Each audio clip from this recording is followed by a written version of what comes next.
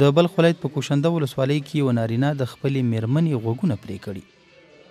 د 23 کلنې زرینې غوږونه د خپل خاوند لخوا تېره شپه د چاقو په وسیله پرې کړل شوي دي. 3 بجه شب بود که خیست از جاش دیگه بود و رفت یک دانه چربول آورد که دستای ما کم بسته کرد، پایم هم همراه چادرم بسته کرد، با اورم تا همراه دستای ما کم بسته کرد. بازن هرچی حضور کردم دیگه هیچ رحم دل درش نشد. گوشای ما بریدک، موی ما بریدک. د بلخ ولایت د حوزوي روغتون مسؤلین ویلي تر دې دمه یاده مېرمن په دغه روغتون کې تر درملنې او جدي ساتنې لاندې ده.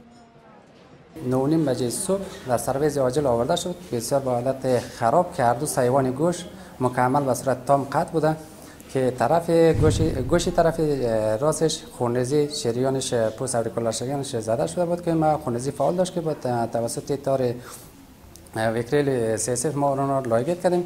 بعد از پانسمان تعقیم مریض فعلا به وضعیت خوب در سرویس آورده شده تحت کنترل است.